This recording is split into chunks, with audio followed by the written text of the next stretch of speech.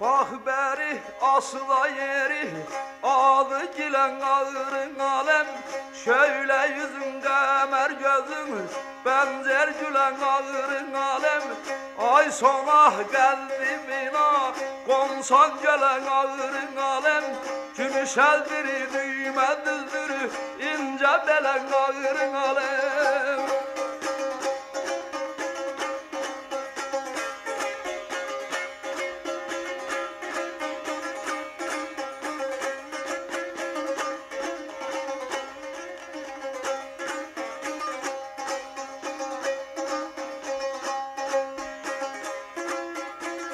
O böyle güzel meşanı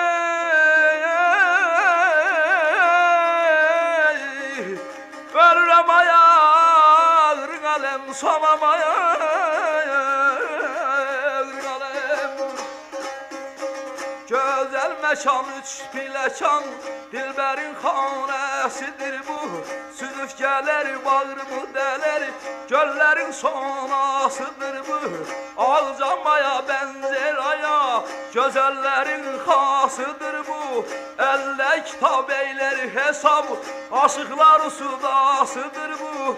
Menden üstüme kulak asma geyli kalakay derdin alem. Geyli kalakay derdin alem.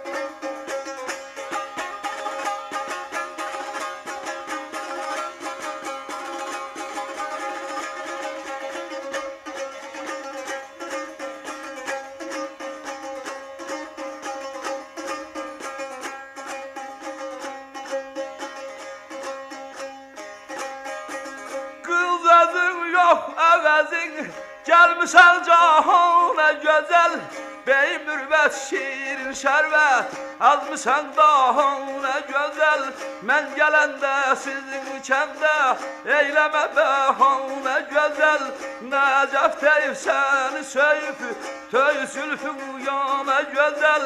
Gedək qoşan ey ölürəm acaylan acaylan